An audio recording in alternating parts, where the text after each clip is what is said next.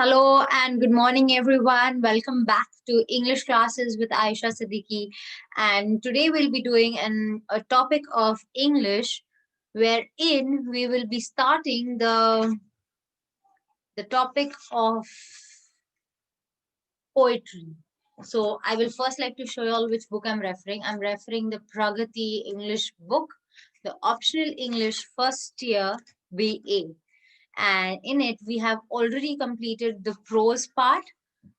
You can see here these two parts we have completed. We have completed the next two as well.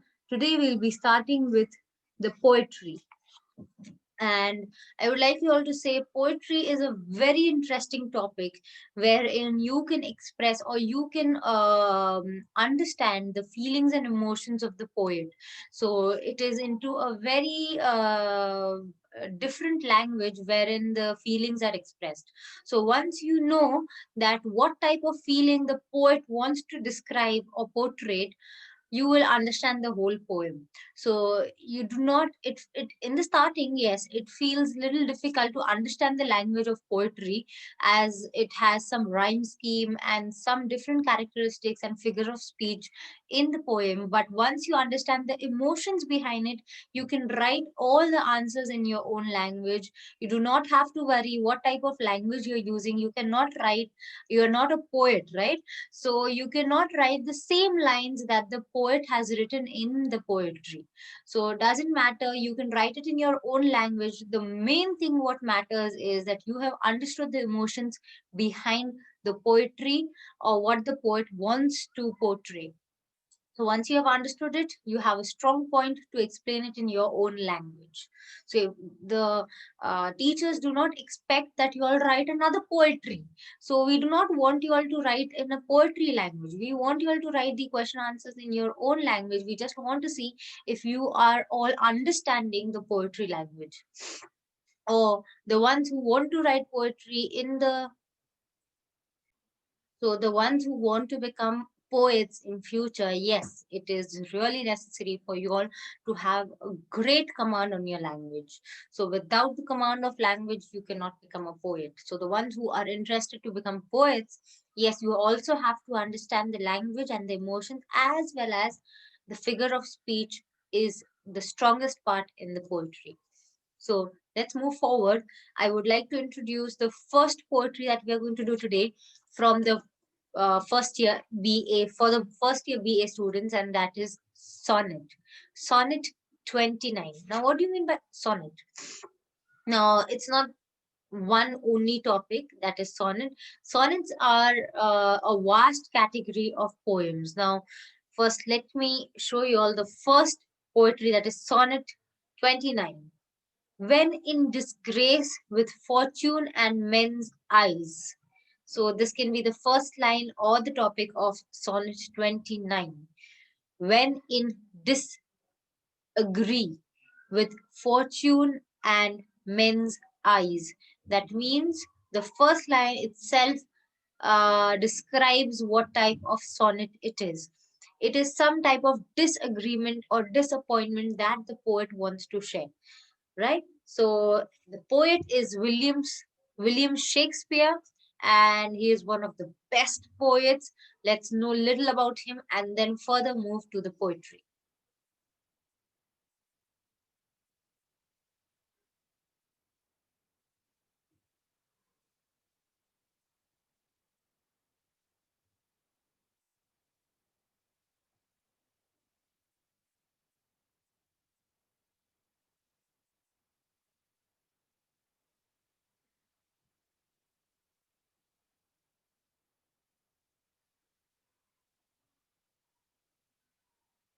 Okay.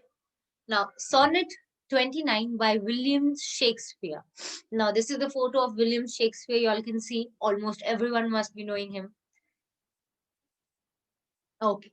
William Shakespeare was, now before we learn about the poetry or learn about anything or any matter, we should first know who has written it. We cannot blindly start learning or reading something that we do not know about, right? So let's see first. He was born and baptized in at 26th April 1564 in England, London, died at in 20, on 23rd April 1616, aged 52 in England itself. Okay, about the author, William Shakespeare. He was the greatest writer in the English language. So the people studying English language, if you all don't know his name, I swear you all will not know anything else then. So better to learn about him, to know about him whenever you're communicating or talking to someone who is a pro or who knows about English language or literature, will definitely ask you about him. So this is a golden advice that I'm giving you, that do learn about William Shakespeare and learn about his work. Even though you're not reading or learning all of them, just know the titles as what he's done and what is his great work and his achievements. So that when you're communicating with people, you have a strong command and you know what books he's written. So it will be a great deal for you all. The greatest writer in English language, often called England's national poet.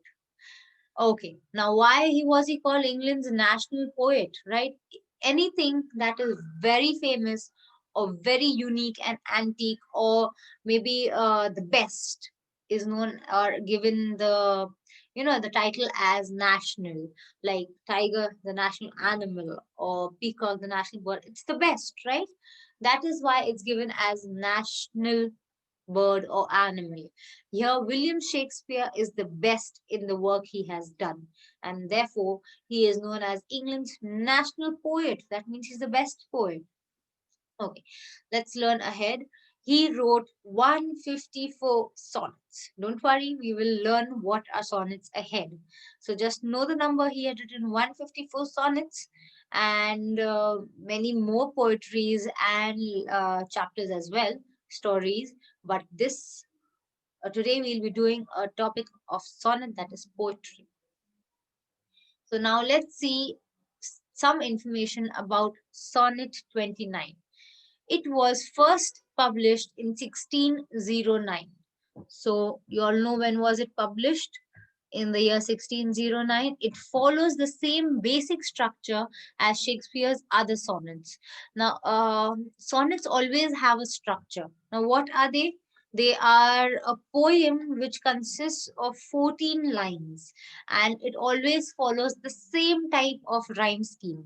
So, the main thing, the rhyme scheme of the poem, it is right. The main thing or the main catch in a poem is the rhyme scheme. You can see it goes up and down, your tone goes up and down, and you see why poetries are so important. As when we are a kid, the first thing that we learn is poetry, because that is the simplest thing a person can memorize and learn, the simplest thing.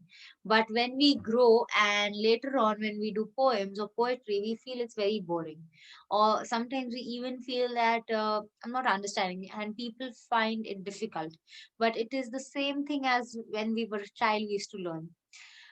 Just it is, you have to understand behind the emotion behind it. Now when we're learning Johnny Johnny when we were kids, what was the emotion behind it, right? It was playful, and the poetry is full of love and naughtiness, right? And he's eaten sugar, yes papa, no papa, right? So it's a bonding with the father and the son, or the father and the daughter, right? So we know the emotions behind that poetry, and therefore when we say it, automatically we become like a child, and we start laughing or playing, or we become a little naughty, right? So we know the emotion behind. The main thing in the poetry is the emotions. So once you understand the emotions of the poetry, you know everything. So let's see ahead. It follows the same basic structure as Shakespeare's other sonnets, containing 14 lines and with a fixed rhyme scheme, as I told you. Okay, what's next? Meaning of Sonnet 29. Now, what does sonnet in common mean? Now, of course, we will be discussing about 29, Sonnet 29. But before that, in common, what do you mean by the word sonnet? Now, the word sonnet means a little song. A little song is also called like a small poetry. Now it has to be of 14 lines, you remember. Sonnets are always of 14 lines and cannot be written ahead, small or big. The speaker is overwhelmed by the feelings of unluckiness and self loathing. Now, what do you mean by this? In the starting of the poetry or anything, I told you, you have to understand the emotions. The emotion is given right away in the starting, and it is unluckiness and self loathing, the feeling of unluckiness. That means we have understood this is not a very happy or a very playful or naughty poem or poetry. It is a sonnet. That means it has some sadness in it, some form of disappointment. So the poet who's writing it, that is William Shakespeare, must have written it in a very emotional time, right? When we're emotional or when we are sad and disappointed about something. So people like to do all things that they like. Whenever we are sad, we like to do something that makes us happy or that gives us some encouragement, right? So people who love to work out, what will they do when they feel sad? They will go out, they will have a jog, or they will go out, they'll do some heavy exercise or something. Or people who just like to sing songs, they will like to hear music, right? Whenever they're sad or disappointed. Similarly, the poet must have written it at his weakest point, and that is why the poem has a very emotional touch in it, and it shows that he is very disappointed with life. Now, and it is only by chance that the remembrance of his beloved reminds him how lucky he is. So it means there are two emotions in it. The first emotion is the emotions of sadness, unhappiness, unluckiness. He feels that he's not lucky enough to have everything and all. But later on in the poem, that is the second part of the poem, shows another emotion in it, and that is by remembering the loved one. So sometimes it happens when we're very sad, and suddenly we think like, wow, but we have, still we have parents, or still we have siblings or friends, or maybe someone who we love, right? Still we have them. There are so many out there who do not have them. So similarly, the poet over here, he starts thinking about his beloved and he feels lucky. Suddenly he feels lucky and he starts actually appreciating life. Okay. Shakespeare produced most of his work between 1589 and 1613. So this was the period where he actually produced all of his work. His early plays were mainly comedies and histories, and these work remain regarded as some of his best work produced in that generation. So that is why he was known as the national poet, right? Suddenly, anyone cannot become a national poet without just not doing anything, right? So that is the reason in his early plays and that he wrote comedies and histories, he was world famous. So he had become world famous and he was known as the best writer or a poet. He then wrote mainly tragedies. So first he started with comedies and histories, then he started writing tragedies, including Hamlet. You all must have seen the movie as well. King Lear, Othello, Macbeth, considered some of his finest work in English language. Now, you must have seen many of the stories, or must have read it, or maybe must have seen movies, because most of his writings were converted into movies and drama and plays because it was the best. That is why these all, mostly Hamlet and all, is actually converted into plays and movies. So most of us must be knowing about them. In his last phase, he wrote tragic comedies. Now, people's emotions start changing age by age. When we are kids, when we are teenagers, we start thinking and we start getting attracted to some other things. Once we are young adults, or then later on in life, when we have to work hard, our focus is on something else. Later on in life, when we grow a little older, our focus is on something else. So every time in our life, we keep on changing our focus, right? We should not, but we keep on changing our emotions. Sometimes we are emotionally weak, sometimes we're emotionally strong. So similarly, we start creating that habit according to the emotions, right? When we are young, you might have experienced very young, we would like to watch cartoons more than the other movies because we do not connect with them. We do not connect with the movies. The kids cannot connect to the movies what the adults watch. Later on in life, then even they start watching the movies what adult watch because they prefer that. Now they start understanding it. Then in life later on, they start watching action movies because they love action and they play out and all. They have more of outdoor activities, so they like to watch action movies. Later on in the teenage levels, they all like to watch romantic movies, right? Because that is the age of love. So, and then about work and all of that. So later on, our type of movies change, or our type of hobbies change, right?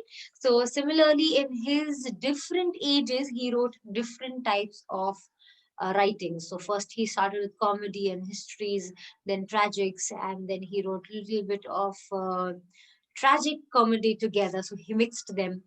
And then he also was very well known for romance and collaborated with other playwrights. So that shows that he is versatile, and that's why he's known as a national poet. So he's written so many different fields, right? And therefore he was a very versatile writer and a poet. So that shows his different emotions as well. So why, you all must be thinking why I'm talking about the writer so much, because it's really important to know about this writer.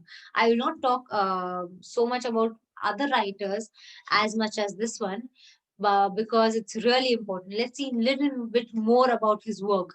Comedy, in the contemporary meaning of the term, is any discourse or work generally intended to be humorous or to amuse by including laughter, especially in theater, television, film, and stand-up comedy.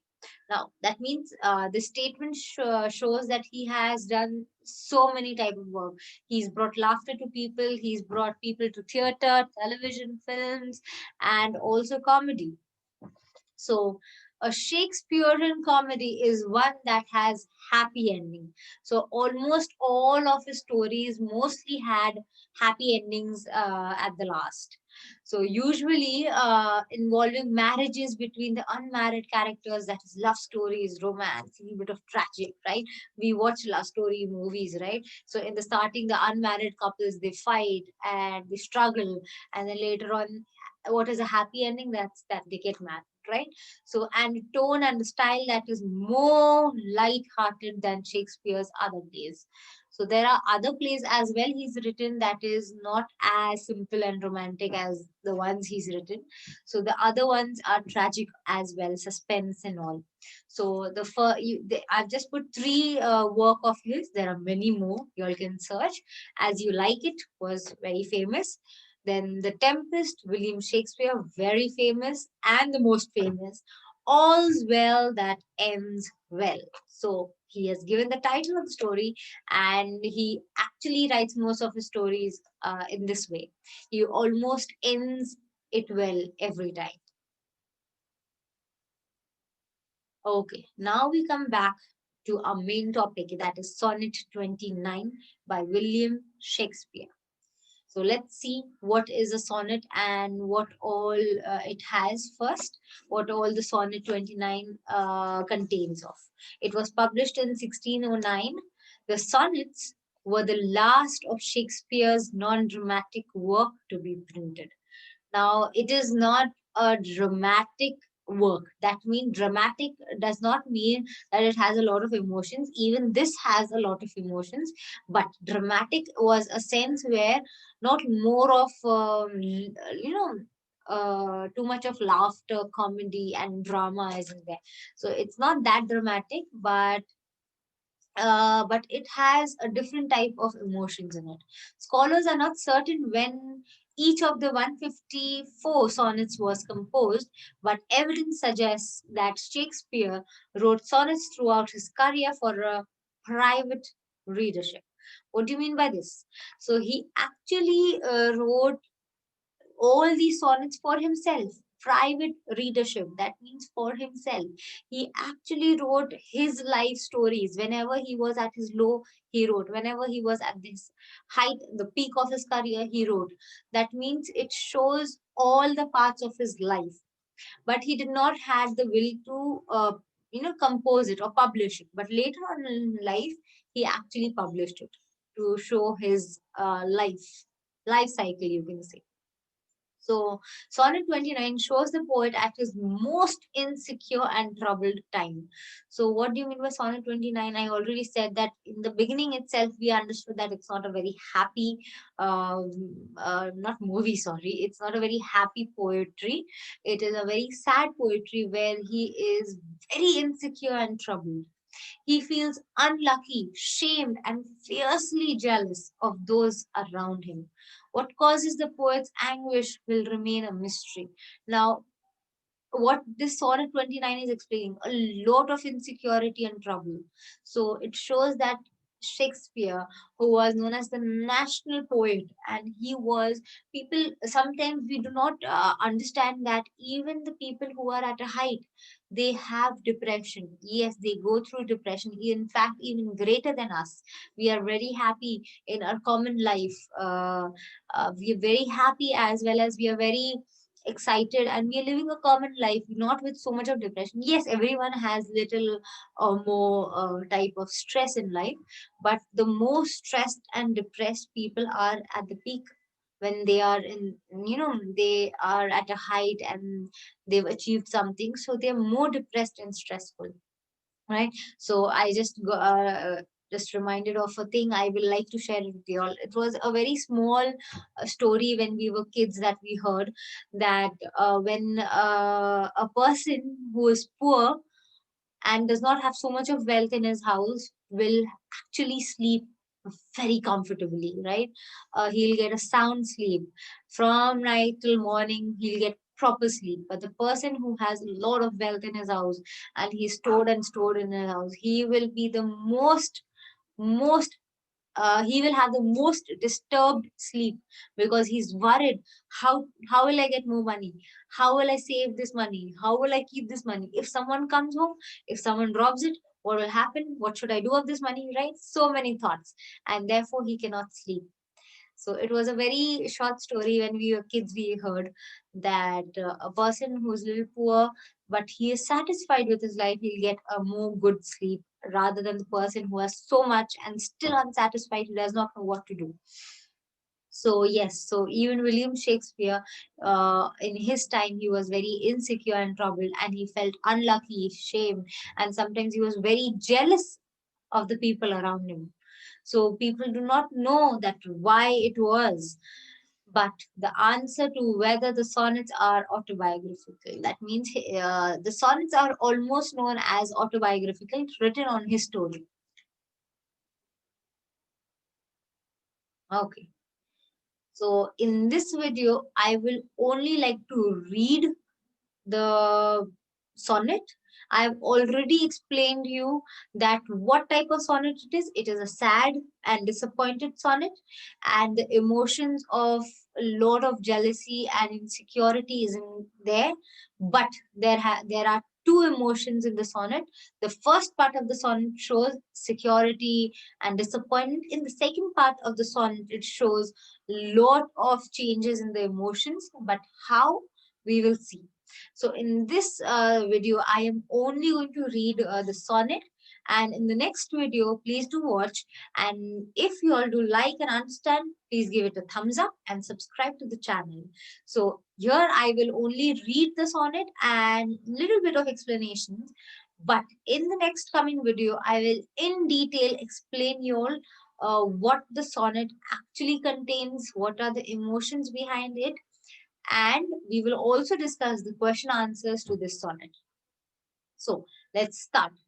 When in disgrace with fortune and men's eyes, I all alone beweep my outcast state, and trouble deaf heaven with my bootless cries, and look upon myself and curse my fate, wishing me like to one more rich in hope, featured like him with friends possessed, desiring this man's art and that man's scope, with what I most enjoy contended least.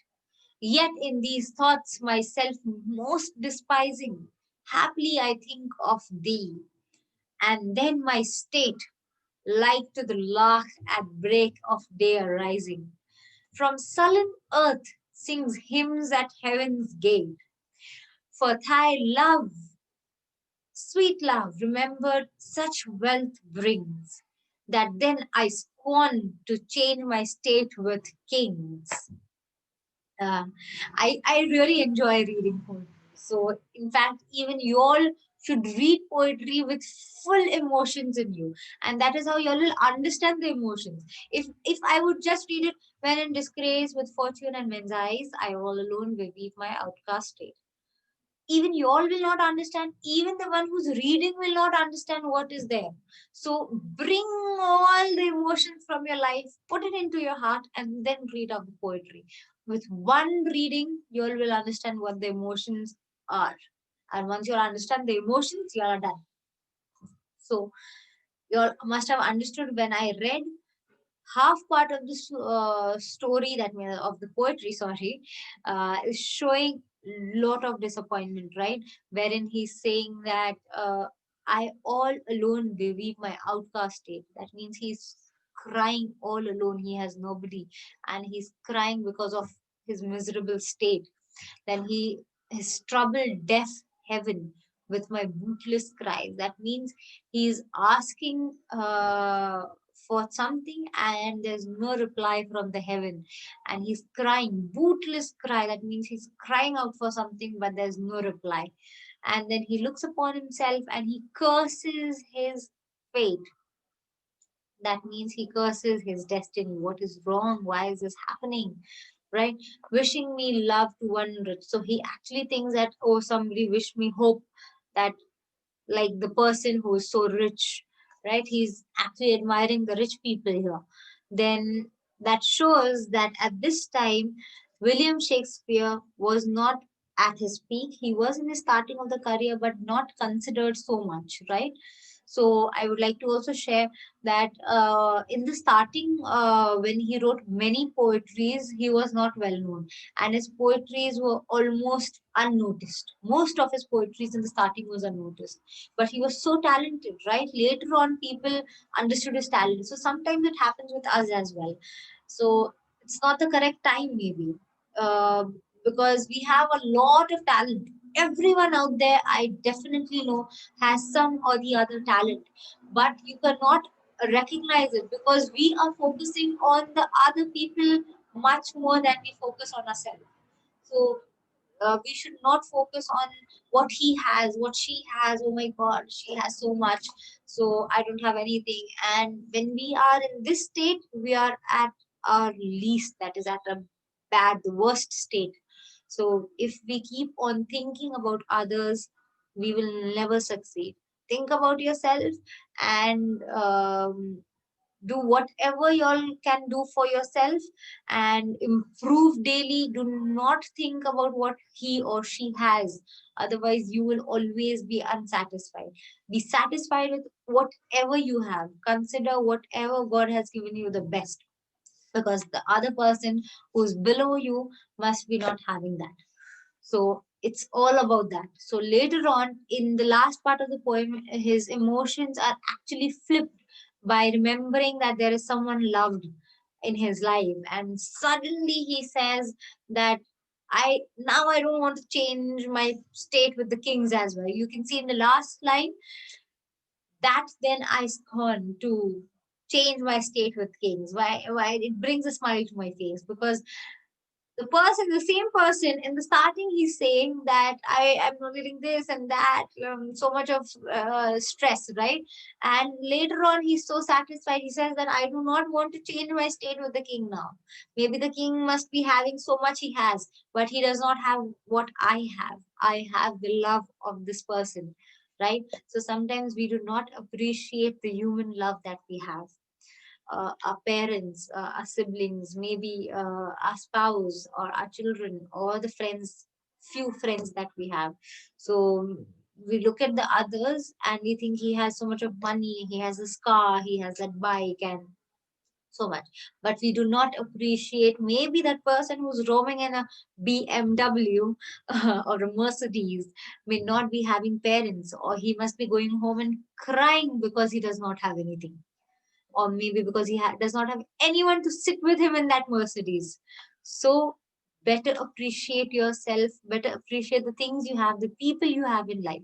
So that's what this poetry is all about, that people actually feel that fame is so much, and I want to have this and that, but they do not appreciate the loved ones. And later on in life, so this person, William Shakespeare, he has understood later on in his life that this beloved person, so it's his good fortune that the beloved person is alive at that time. But sometimes we are very late to understand. Maybe we lose people, they go away from us, or they expire, or something happens, and we do not have them later on in life. So don't wait for that time, don't be so late, be the quickest one to have and to appreciate whatever you have. This is all the poetry is talking about. So I hope you all understood the message given from it. We will be surely discussing more things, and line by line what the emotion of each line is saying, and then we will go back, sorry, we will move forward to the meaning, the conclusion, the message given from it, and the moral of the story, as well as the question answers in the next video. To watch this video, I really like, thank you all for it. And do keep watching the videos and understanding whatever it is. If you all are understanding, please give it a thumbs up and subscribe, because we will be doing more topics of poetry, and also all the topics from this book. So thank you so much, everyone. Take care.